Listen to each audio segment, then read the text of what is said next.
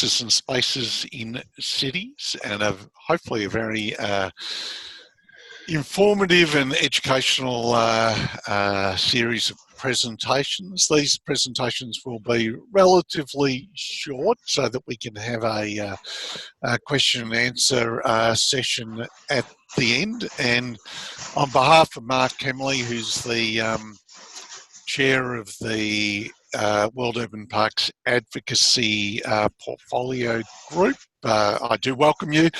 Yes, I'm sorry that Mark's actually not here yet. The session today has three key speakers. Daniel Raven-Ellison from the London National Park City and the National Park City Foundation. And Daniel's been driving this concept for a number of years, and obviously he'll explain it as part of his presentation. We'll also hear from Jayne Miller, who is the new chair of World Urban Parks, and Jayne will talk about some of the interesting developments that are occurring, especially around governance and cities. And I'll wrap up the presentations about, and I'll talk about the Melbourne Statement and what that means for the future of cities. So given that we've got a very tight schedule, and I'm really pleased that we've got so many people who've been willing to connect in for this webinar, I will hand over to Daniel to commence the presentations. So thanks, Daniel. Pleasure. Let's just share my screen.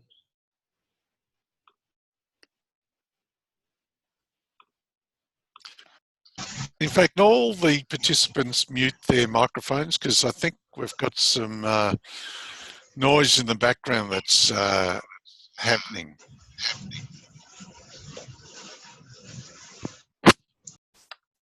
Yeah. Great. Okay. Hi, everyone. My name's Dan Raven-Ellison. I'm a geographer. I'm a guerrilla geographer. I'm interested in cities and exploration and how we think about cities. And about 5 years ago, I started this campaign to make London a national park city. And I'm just going to ask you to open up your imaginations and just dream what this could potentially do for cities around the world and whether or not maybe your city could become a national park city. And I'm going to try and cover some of the main bases over the next sort of 15 minutes. So a few years ago, I had the great pleasure of visiting all of the UK's inspiring, distinctive, remarkable, beautiful national parks in a relatively short period of time. I've actually grown up visiting national parks around the world. But visiting these national parks, I noticed that something was maybe missing. This is the Dartmoor National Park in the far southwest of the United Kingdom. And when we think of national parks, this is the kind of landscapes that many people think of. So this is moorland. Other national park landscapes around the world might be rainforest or desert or coral reef or big areas of mountain. But when you look at England, 10% of England, 7% of the United Kingdom is urban habitat. And it's my premise really that the urban life is not worth less than the life that we see in the countryside. An urban red fox is not worth less than a desert fox or an Arctic fox.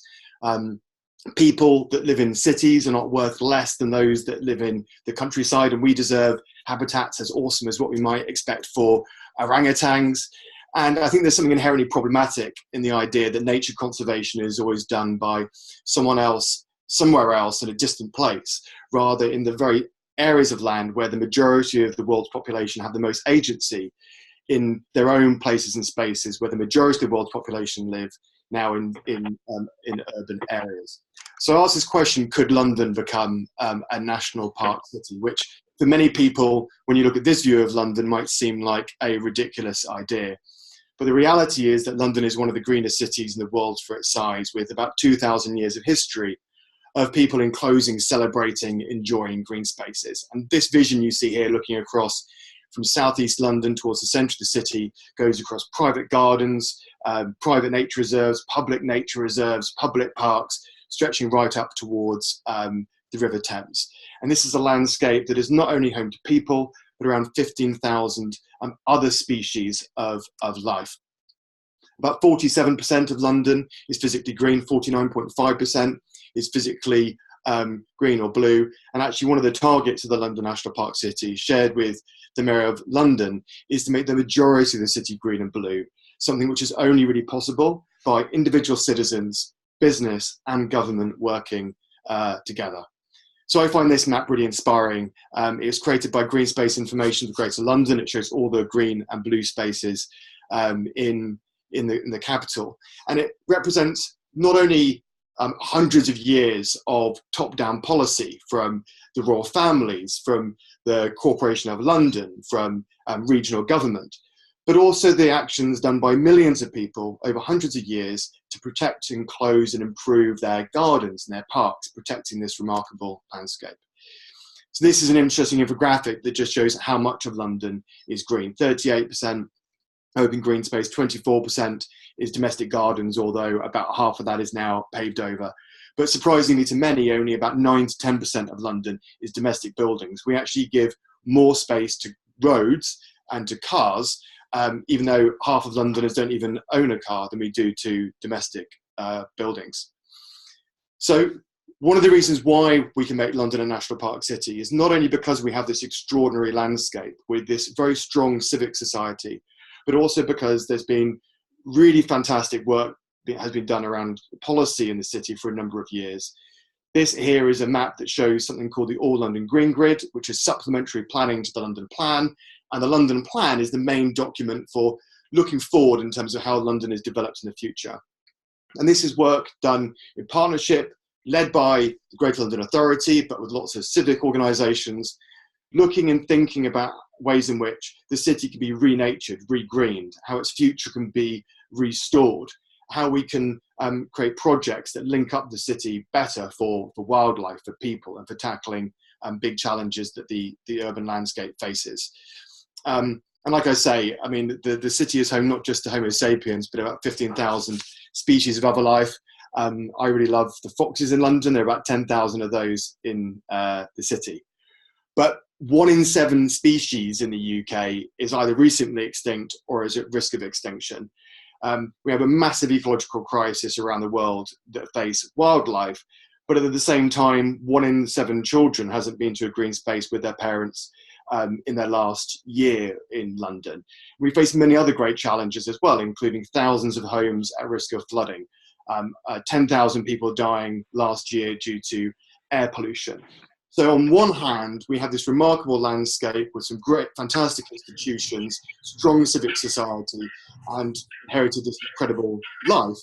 But then on the other hand, the city faces these really, really remarkable and big challenges that we need to overcome around climate change, around housing up to 2 to 3 million more people within the city.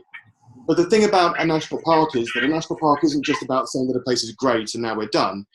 The thing about a national park is that it's about acknowledging that we're going through pains together and we face challenges. And the national park model is partially about a celebration of a remarkable landscape, but it's also about saying we need to work together and overcoming these significant challenges. In a rural national park, we're very familiar with that when we think about poaching in Africa, for example. There are other challenges that London faces as well, though. I mean, this is a map of a route that I walked, walking nearly 600 kilometres in a giant spiral around London. And on this walk, I was met by all kinds of activists and artists and politicians who walked around the city with me.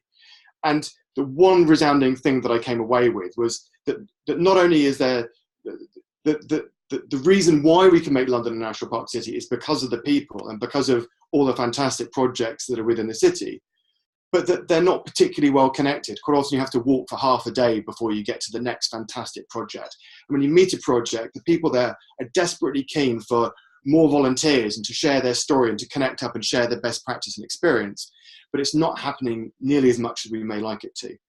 So for me, the significant theory of change around the national park city model is saying, in London's particular case, we've got a lot of the policies, we've got a lot of the projects, we've got lots of the ideas, we've got the landscape, but actually what we don't have is the demand culturally, emotionally, politically, financially, for many of these things that would be so transformative for the city. And for me, a really simple example of that is just the easy conversation of, what if when parents go into a school, they don't just say, well, what's the quality of the science, the maths, the English lessons, but they also say, what's the quality of the outdoor learning? What's the quality of the field work? What's the quality of the outdoor play? And you scale those questions up to say, what if things were done differently in the city in terms of more biophilic design, more clean rivers, more clean air? But then you start to couple that up, because you're a national park city, by saying, well, why not? Why aren't these things happening? Why isn't there the outdoor learning? Why isn't there the biophilic buildings? How dare we have rivers that aren't as clean as they should be within the city? And the tone of the conversation, the narrative of the city shifts. So I'm not going to get into the nitty gritty of definitions and that kind of thing, but fundamentally, the London National Park City it's a place, it's a vision, and it's a movement to improve life in London. It's really similar to a national park, where you have a place that you can explore, that you can improve, that you can protect. You have a vision, quite often a contested vision for that place that's negotiated and planned for and project managed. And then you have a movement of people who are looking to protect that place in different ways. And depending on the national park around the world, whether it's a traditional authority in the United States or Australia, or whether it's an indigenous group looking after an area of the Amazon basin, we're familiar with the idea that there are different models of different groups and different kinds of protection that can happen within a landscape. In a city environment, there may be millions of people, but the opportunity that presents is there are millions of people who have power and agency to actually contribute towards this big idea. And really, we sum this down into the idea of just making London greener, healthier, and wilder, which actually really, really big, meaty propositions when you drill down into them.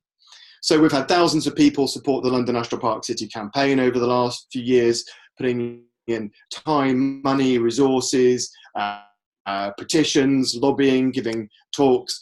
And we've built up a network of about 220 plus organisations that range from very small organisations that really love slugs right up to big international developers. And it's fantastic to have such a broad range of organisations involved.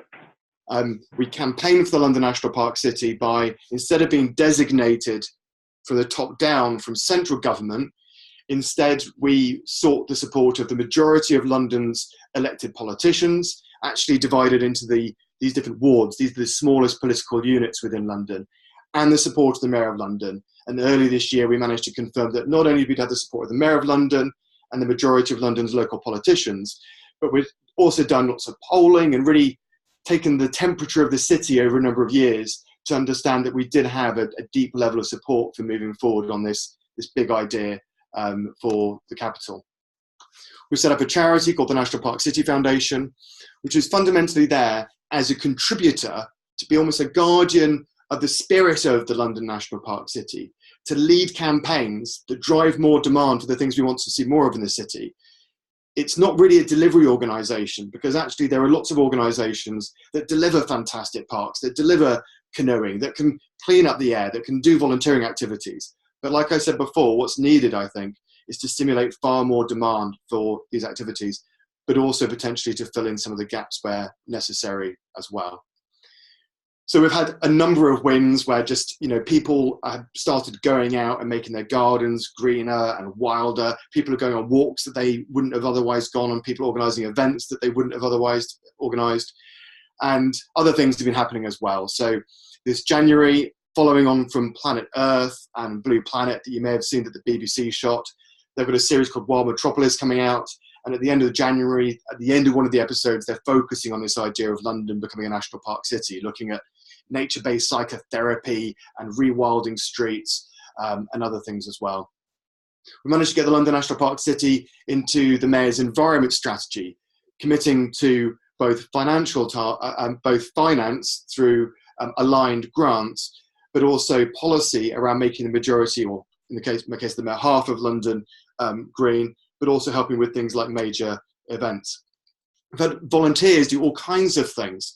This is a map created by Urban Good by a young designer called Charlie Peel, who lives in East London, who's volunteered 600 hours on this map of London. This map is really big. It's about 1 metre across. And it's the first sheet map that shows all the rivers, all the parks, all the strategic footpaths, connecting up all of London, seeing London as a landscape, but intentionally going way beyond the political unit that is Greater London, into London's green belt, connecting London to some of the protected areas that sit on the border of London's political area. Start bringing green infrastructure and nature and natural capital into people's strategic imagination in new ways. Because at the moment there are lots of people who want to build on green space around London, and lots of people who want to talk about transport, but not so many people thinking strategically about the green spaces that surround the city itself. This is a lovely design that came from Farrell's. I love this. It shows the idea of a vertical common coming up the side of this skyscraper. I love this because it shows that the idea of a national park city isn't just about the green stuff. It's about recreation too, and just questioning, well, what if we had some of the similar thinking that you have in the countryside in cities like this? But also people starting to do things and thinking at a more local level as well. So the majority of people in London, or a lot of London's housing, is terrace housing that's 100 or more years old. And these were just some designers playing around with every single thing you could do to retrofit some current stock of housing to be as friendly as possible for wildlife. This July just gone, we had the first National Park City Week with over 300 events programmed across the capital. And this July, we're launching the National Park City with the first National Park City Festival. And I very much hope that we, double that number, if not more, and have like a really big festival, which would be absolutely fantastic. So there's this long timeline that we have of protected areas. This is quite focused on the UK, but looking at protected areas, looking at national parks, looking at nature conservation around the world. And in every case, we see urban national parks inside or beside cities or close to cities. The real innovation here is about reconceptualizing the entire conurbation, all of it and beyond, is as the national park itself. Everything, all the buildings, all the peregrine falcons, all the people, seeing people as the power that can deliver the change within the city itself.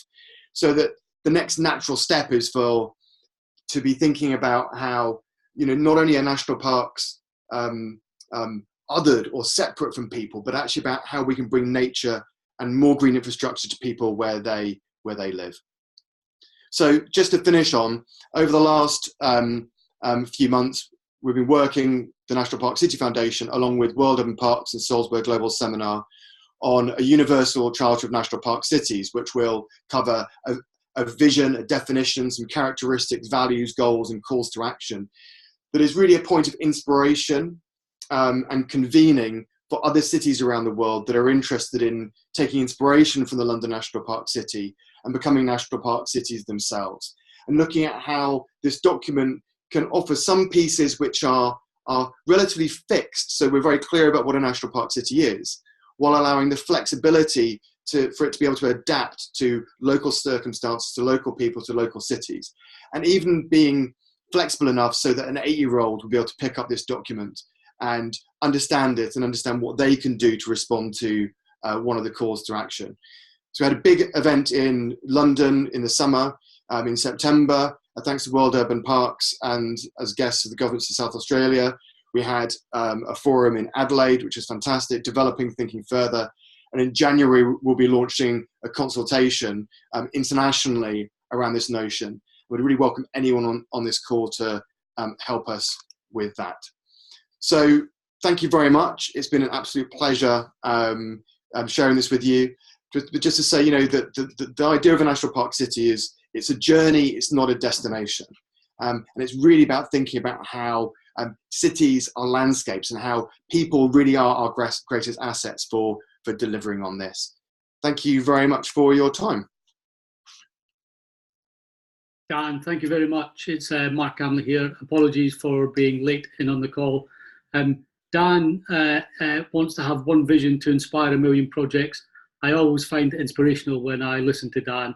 And he describes himself as a guerrilla geographer, actually, but as an inspirational speaker and as someone who's got a real vision in driving what's happening in parks in London and now throughout the world. Actually, he's a great leader for all of us. Next up, we've got Jayne Miller. And at the end, after Jayne, Neil will speak, and then there'll be some time at the end also for questions. Jayne is the chair of World Urban Parks.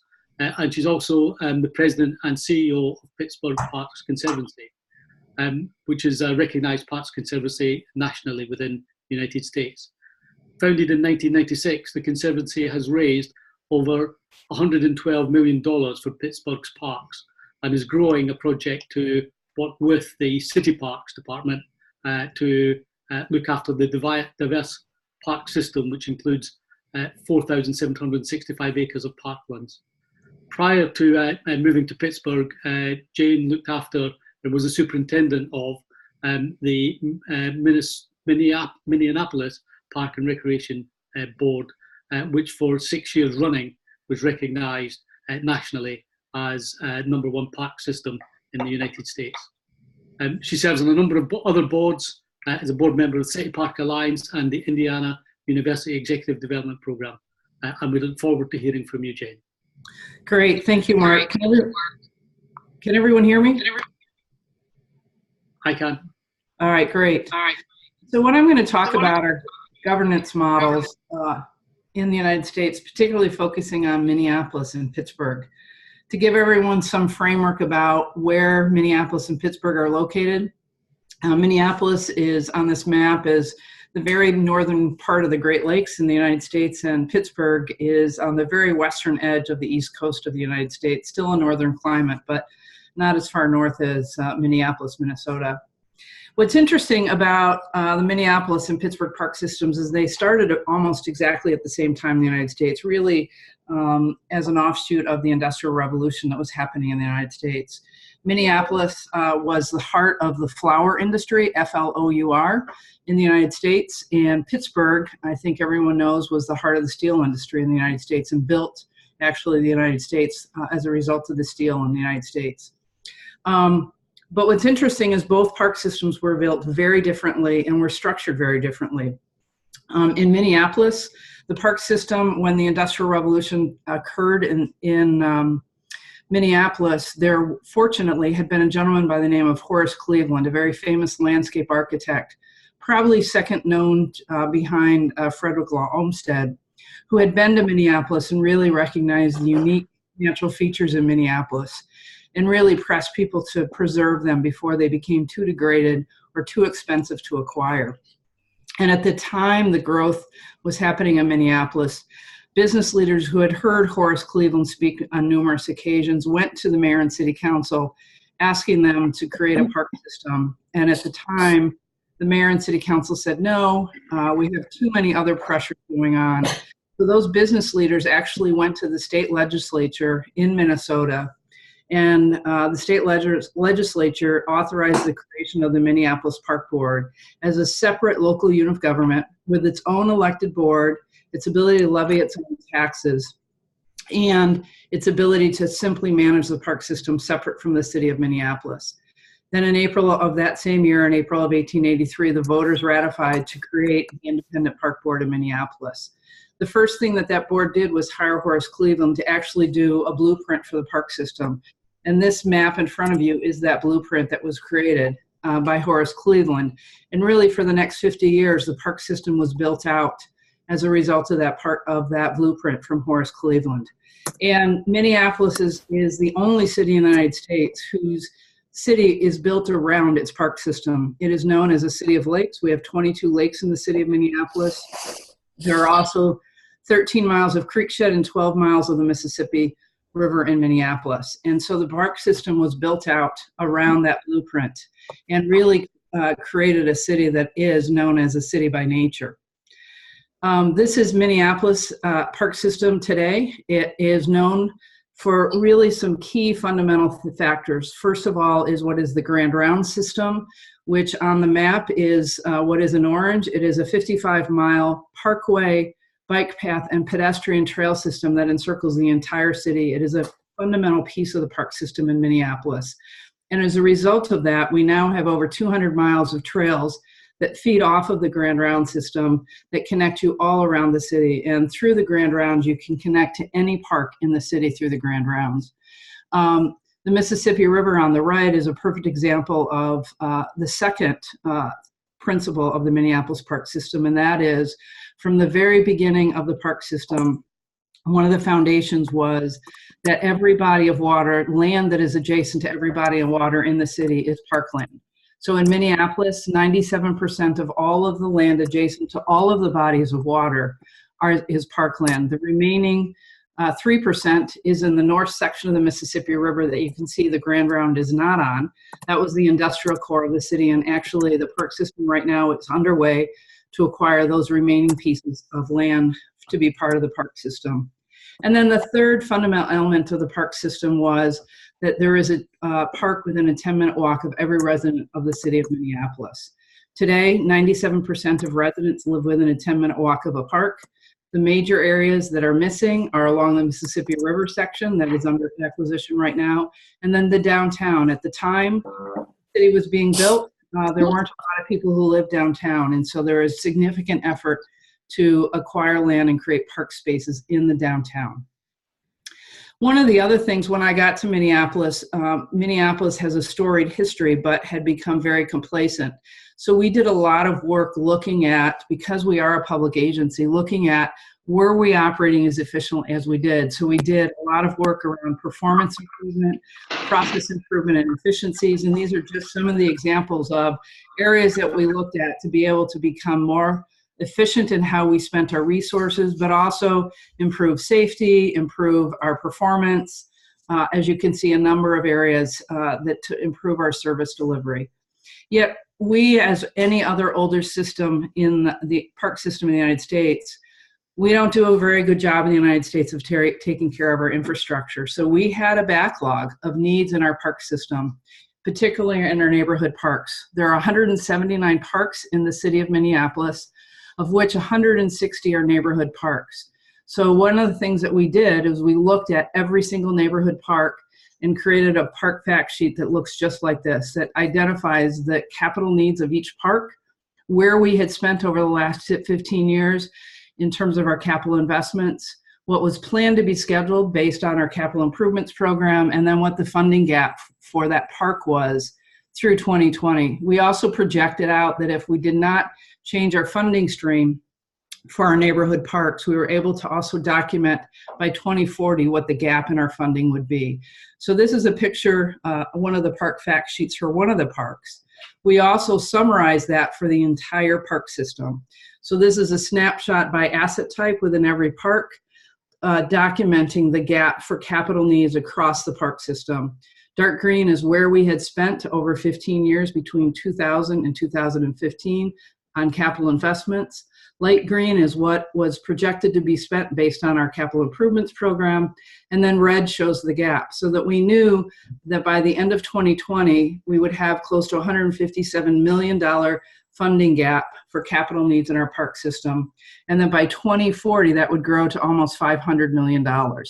And as you can see, we have a greater backlog than we have in keeping up with our system. And we knew that by 2020, if we did not get additional funding, we'd have a 70% of all of our assets in our system would be beyond their life cycle. So we began an effort of trying to increase more public funding for parks. One of the things, while Minneapolis per capita spending is very high on parks, we still knew we had a gap. At the time, we were spending about $236 per capita in US dollars per resident. We were looking at doing a referendum on the ballot. We were fortunate to get a nonprofit group to actually help support a campaign for it. But we were so successful in gaining support for a referendum that we actually were able to negotiate an historic funding agreement with the city of Minneapolis, where they guaranteed a minimum of $11 million additional dollars a year for 20 years for neighborhood park maintenance, rehab, and capital improvements in our park system. So now per capita spending in Minneapolis is $247 in US dollars on an annual basis. And the Neighborhood Park Plan program is underway, started in 2017. This is one model for funding and maintaining a park system, which is very unique in the United States. Now I want to talk, actually the other thing is one of the other elements of the program was to develop an equity matrix that looked at community characteristics and park characteristics for how the allocation of those capital dollars would be spent to ensure that the investments that we were making in our parks were based on racial and economic equity. So now let me talk about Pittsburgh, which again, to remind you, its park system was being developed at the same time as Pittsburgh, but it was a very different model. This is what Pittsburgh looked like in the 1950s. A common story was that at noon, businessmen would have to change their shirts because the pollution in the city was so bad that their shirts were dark by noon. And so the Industrial Revolution hit, the park system began to be developed, but it wasn't developed as a system. There were individual parks that were added across the city. And this is what, historically, the parks in Pittsburgh looked like. It really was an amazing individual parks, not a system of parks, but they were incredible. Beginning in the late 1950s, the steel industry began to decline, and actually in 1980, it collapsed in the city of Pittsburgh. This is what our parks began to look like in the 1980s and 1990s. And so in 1996, the Pittsburgh Parks Conservancy was created by citizens to actually reinvest in our parks. And we have a partnership with the city of Pittsburgh to actually raise private money. And as Mark mentioned, over our 20-year history, we've raised over $112 million for parks, but it's been inadequate. We this year just completed an assessment of all of our parks in our system, and we have over a $400 million backlog of capital needs in our park system. And we have 165 parks in Pittsburgh. We also know in Pittsburgh that city spending on maintenance is less than half of what it should be on an annual basis. We should be spending probably over $25 million a year. I think it's actually closer to $30 million a year on maintenance, and yet we are spending under $12 million a year. So we are in the process right now of working with the city to develop a strong public-private partnership to invest actually in our parks, to restore the quality of our parks. 2 generations of Pittsburghers have not had the quality of parks they should, and so our goal is to reinvest in our parks through a new governance model, looking at actually the needs of our parks, but also an equity-based approach where we look at people indicators of race, poverty, youth, and senior population. We also look at vacancy rates in neighborhoods and violent crime in neighborhoods. We also look at health indicators such as asthma, obesity, diabetes, anxiety, and depression. And then black carbon and tree canopy for every neighborhood, and sewer shed priorities, so that we can develop an equitable investment strategy with the goal of having a referendum on the ballot a year from now. In order to do this, what we are doing is we're calling our initiative Restoring Pittsburgh Parks. And we are gaining support from foundations to support the Conservancy for the next 24 months to allow us to do the following work, one of which is to create a unified governance structure for management, operation, and development of the entire park system through a new City Parks Conservancy public-private partnership with the Conservancy managing and operating the entire park system in Pittsburgh. This is a model that's never been done before, but we're gaining incredible support in the city to do that. We're also working towards putting a referendum on the ballot in November of 2019, where we would generate an additional $10 million a year. We are just beginning what's called our park listening tours, where we're sharing all of the data with the public, as well as getting the public's priorities for investment, so that between the data and the public input, we'll develop a transparent investment strategy based on the public's input and the data that will become the foundation for a parks referendum campaign. And then finally, I have a $150 million ask into the foundations, whereby they would give us $150 million of private foundation money for the first 10 years of the referendum to leverage our public resources that would come up for the referendum. So a lot of work to be done over the next 2 years, but 2 really different models in the United States. Most park systems in the United States are departments of city or county agencies. So the model in Minneapolis is very unique, that it's a separate local unit of government that has its own authority to manage an entire park system, versus a model that we're creating in Pittsburgh, where it's a private nonprofit agency that will have a partnership agreement with the city for that conservancy to manage and operate a park system, have the public resources that are given to parks actually funnel to the conservancy to manage and operate a full park system. So again, thank you for having me, and I look forward to if any people have questions at the end.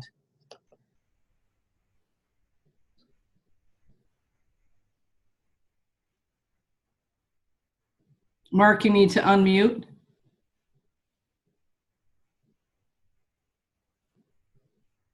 Apologies. Jane, thank you very much for that. I'm sure, like a lot of other park managers in the UK, I'll be really interested to see how the public-private partnership develops, because the funding gap that you identified there is similar to a number of parks in the UK, and I think there are lessons for the rest of the world that will come from that. So thank you. Next up, we've got Neil McCarthy. Neil is the Chief Executive of World Urban Parks and of Mosaic Insights. Neil's experience in parks and protected areas at both a national and international level for over the last 2 decades. He is a winner of the prestigious World Urban Parks Distinguished Individual Award, and he also holds his Certified International Park Professional certification from the World Parks Academy. His goal is to achieve leadership collaboration between park agencies and to deliver best service to the community and humanity. And his specialities include natural resources management, community innovation, protected area and conservation management, urban park management, and innovation and creativity in park management. Neil, over to you.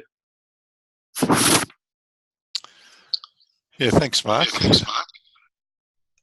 So it's my pleasure to follow Daniel and Jane and talk about the Melbourne Statement and what it means for the future of cities. First of all, I'd wish to acknowledge all traditional owners on the land that we meet today and pay my respects to all elders past and present. I'd also like to thank Mark Hamley for his exceptional leadership in helping develop the Melbourne Statement, and Rebecca Cohen, who's the World Urban Parks Policy Officer, for her great work in actually producing the Melbourne Statement. The Melbourne Statement came about as a response to the recent Congress, the World Urban Parks Congress in Melbourne in October this year, which was probably, and I think was, the largest ever urban park conference in Australia that Australia's ever had, and it was actually sold out. But that conference focused on the pressing global challenges that urban growth and density are having on our parks, leisure, sport and people's well-being. And the Melbourne Statement is the World Urban Parks response to these challenges. World Urban Parks has been developing a suite of policies over the last 2.5 years.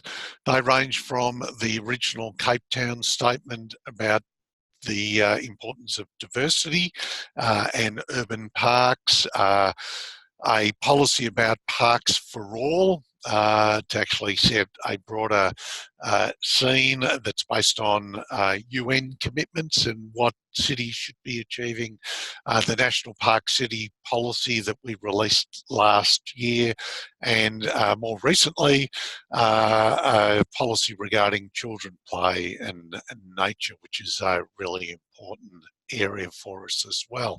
And the Melbourne Statement is a further step in that suite of policies.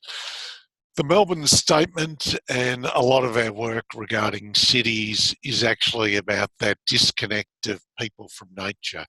And if you look at the way human beings have developed over our whole life, we've had a complex relationship with nature, and usually we've been able to develop that relationship with nature systematically over a long period of time, and therefore probably much more in tune with the natural environment. But in the last 200 years, we've seen a rapid emergence of the urban society following the Industrial Revolution. And Jayne's examples in America are really good examples of that. And Pittsburgh's a classic example of that profound impact that urbanisation has had, and where we've actually got to in terms of being disconnected from nature. And Daniel makes that point as well, in the sense of when we look at protected areas around the world, cities are the only places that we've actually not contemplated as part of the natural system. But fundamentally, they're becoming the dominant component of the world. We also know the challenges in front of us extremely well. We know that 70% of the world's population will be in cities by 2050, and we do know what these challenges are, from climate change to global warming to extinction of thousands of species. We know the health challenges such as obesity, and we know a lot of the environmental challenges extremely well, like pollution and poor air quality. So we know the challenges really well, but we're struggling to actually address them and actually move forward. We also know that we've got an exceptional opportunity, and this is really telling, and it's something that people should dwell on. Cities are really just a recent construct, really, in terms of human population, and we're expecting that over half the cities will be built in the next 40 years. So we have this unique opportunity to actually now start to get it right. And it's the point that I keep making to people. It's not worthwhile waiting another 40 years to realise that we've got a dilemma and we need to fix it. We need to fix it now, and we have that unique opportunity. And that opportunity is in front of everyone, and that can be at every level, and obviously at a global level as well. World Urban Parks is also very committed to achieving the UN Sustainability Development Goals, and all our policies are now constructed around how we help achieve the Sustainable Development Goals. So you'll notice that in all our policies from now on. And that's really quite important, because parks in cities, and parks, when I talk about parks, I talk about waterways, I talk about little local park, pocket parks, street trees, etc. It's the nature of the city that parks are, and they contribute a lot to what cities are and what we believe livability of cities should be. So the Melbourne Statement, there is actually a physical document that will be up online on our website and be more readily available, but it's my pleasure to actually launch the Melbourne Statement today and talk about it very briefly. There are four major principles. The first principle is about it is time to redesign cities, and redesign cities for people and for nature. And it's probably well over 200 years since we had those aspirational individuals, and Jayne spoke about some of those, and we've had them around the world, but it's about 200 years ago since we had those real aspirational visions for cities around why parks were important. We have seemed to have lost our way. We need more of those. But as I said, half the cities have yet to be built, so the opportunity is now to actually redesign them in different ways, in modern ways. So the need for visions for new cities is paramount. The second principle that we talk about is rethinking concepts. And this is really about understanding that cities are different, that they are the emerging environment, and if we don't get them right, we're actually not getting it right for the rest of the world. And therefore we need new concepts. And those concepts are really quite diverse, and they're coming through and we hear about them every day. but they're coming through from people talking about cooling the city, so the urban forest movement, the living river concept, which is actually, it actually came out of New Zealand, where they've actually legislated for a living river to have the rights of an individual. Melbourne's just recently done that with the Yarra River. We're also seeing the re-emergence of the importance of cemeteries, pop-up parks, and as Daniel's spoken about, the National Park City. These are just few of the innovative concepts that are coming through that we need to grasp, and we need to actually redesign into cities and help redefine cities. So concepts and innovation are really important for us. We also need to rediscover nature, and this has been a journey for me, in particular with the Healthy Parks, Healthy People movement over the last 20 years, which has really taken root around the world and is now formally driven by the International Union of Conservation of Nature, the IUCN, and their Nature for All campaign. But it is so fundamental to what we're about. And therefore, rediscovering nature is one of those really important principles. And therefore, there are a myriad of ways that that can be done, but it actually needs to be done at a level that we've never seen before in its sophistication. The final principle is about re-energising communities. And given that we're going to have about 7 billion people live in cities, that's a massive capability that we need to embrace, and we need to change. And fundamentally, Jayne's message and my message is that we need new governance models. We need governance models that go beyond even the paradigms that we're talking about now, that will garner and generate a greater sense of pride and facilitate the unique sense of place and community gathering that we need in cities. And there are great examples around the world. But this is probably the greatest challenge for centralised governments, to step away and enable communities to actually make their place, and their place where they can live and live harmoniously and with great outcomes, and also with great nature as well. That's a brief overview of the principles behind the Melbourne Statement, but it is actually time for action. And the time is to have vision first and be aspirational, and that's what World Urban Parks will be encouraging everyone to do. We will also be encouraging people to endorse, in principle, new concepts. That doesn't mean that you need to do them. It is actually saying, yes, we understand that these are the new thoughts and ideas. Even if we don't understand what they mean, just say, yes, we need to support them. And this is the journey that we had with Healthy Parks, Healthy People. When Parks Victoria first actually put that on the table, my actual experience was that I had a government that actually told me to go away.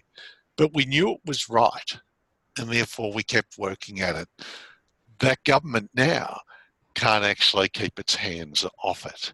So it's actually got to go, look, there's something happening with that new idea, and therefore encourage people.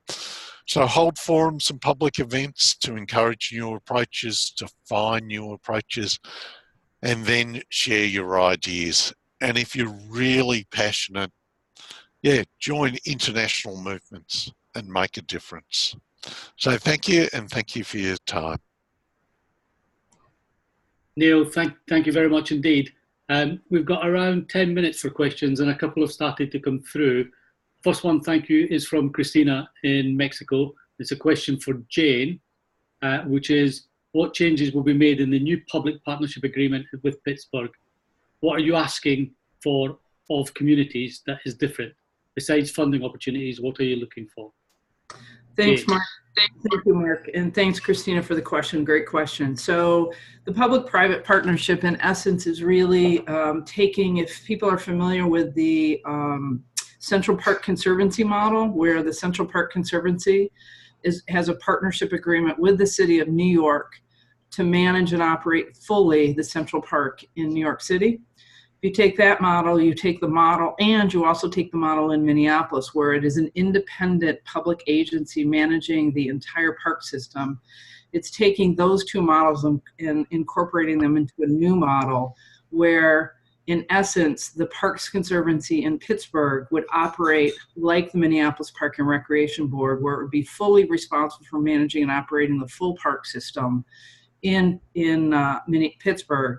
But it would be a conservancy model like the the Central Park Conservancy. We would be generating, our ask to the city is that any general funds that are currently being spent on parks comes to the Conservancy, as well as the referendum revenue comes to the Conservancy, and the private dollars that we also generate would all be housed within the Conservancy to manage the system.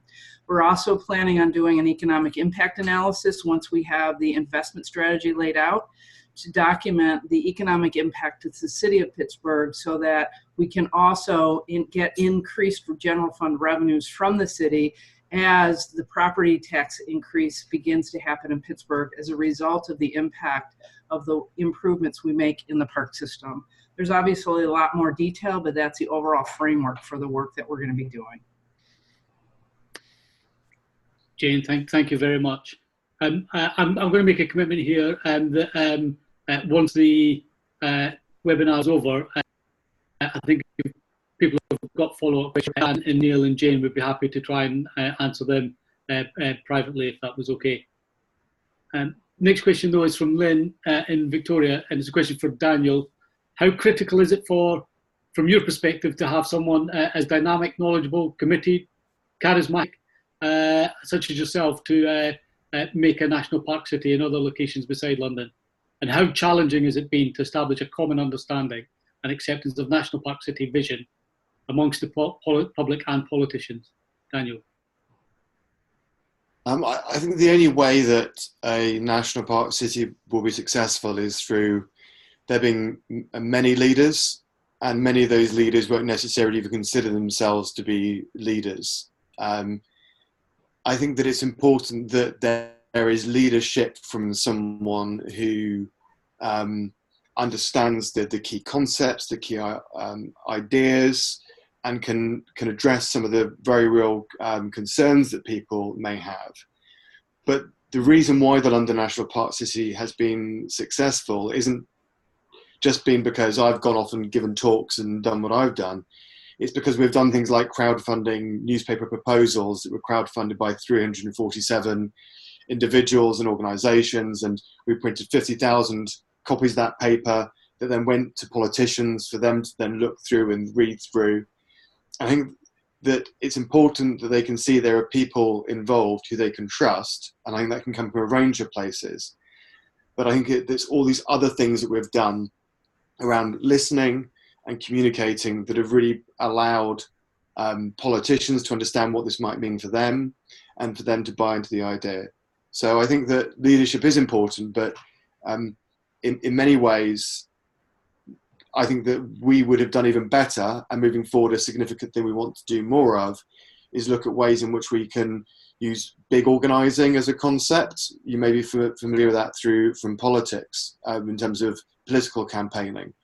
To use radical trust to transfer as much of that leadership as possible down to as local a level as possible, because that's where the change really needs to happen.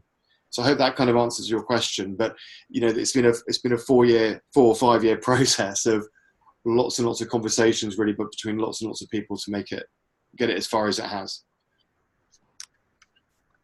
Thank you, Dan.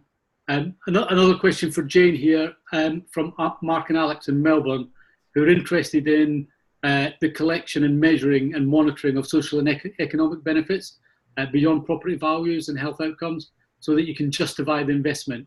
Is there anything more you can add on that, Jayne? Great question. So what we have done is one of the things that's unique First of all, you may be familiar with the Trust for Public Lands Park Score Index, where one of the factors they look at is the 10-minute walk shed for every park in every city. One of the things that's unique in Pittsburgh is it's a very, very hilly city. So that the Trust for Public Lands 10-minute walk shed doesn't really work for Pittsburgh because the slopes and the terrain in Pittsburgh is so steep in areas that what in most cities would be a 10-minute walk shed doesn't apply for Pittsburgh. So the first thing that we did is for every single one of the 165 parks in Pittsburgh is we mapped the 10-minute walk shed in Pittsburgh that factored in, slopes, stairs, barriers such as major highways. And so we now know the 10-minute walk shed for every single park in Pittsburgh. We also then, within each walk, so the other thing we did is we looked at the park conditions for every park and the park needs for every park. Then for the remaining factors, we looked at the 10-minute walk shed for every park, looking at obesity, diabetes, depression, anxiety, and obesity for every 10-minute walk shed compared to the city average. We also looked at vacancy rates and crimes against persons for every walk shed against the city's average. We then also looked at tree canopy and black carbon for every single 10-minute walk shed, so that it's all data driven.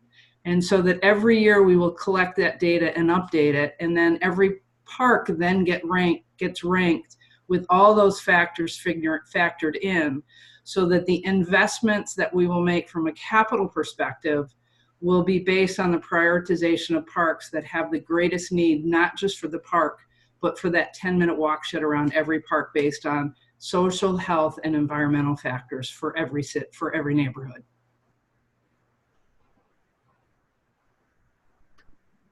Jayne, thank you for that.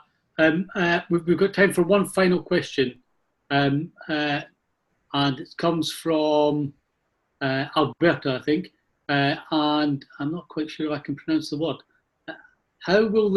It's for Neil, how will they evolutionated the consolidated parks in consolidated cities in the future?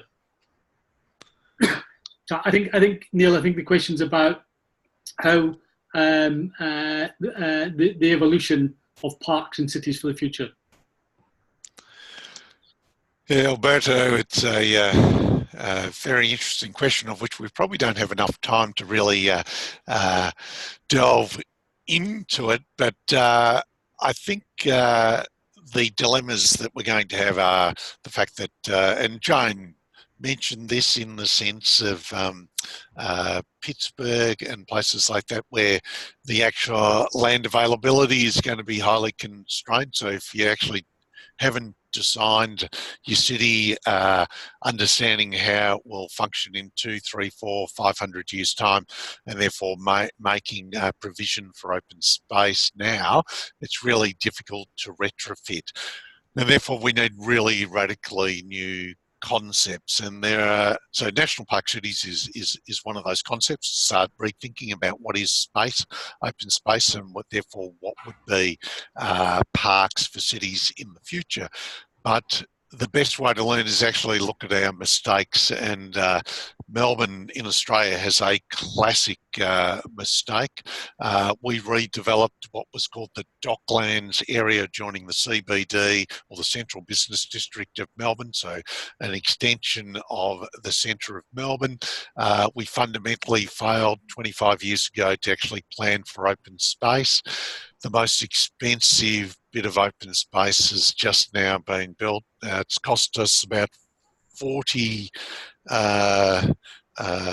million Australian dollars, so that'd be about 30 odd million US to put in just on a hectare of park for this community. So basically, yeah, the challenge is, we need new ideas, because traditional approaches, unless you're designing a city from scratch, traditional approaches won't work. Hopefully that addresses the intent of the question. Neil, thank you very much. I'd like to thank again Jayne and Dan and Neil for the presentation and for taking the time to answer people's questions this evening. Thank you everyone for participating in the webinar, and best wishes for the holiday period to everyone. Thank you. Thank you, Mark.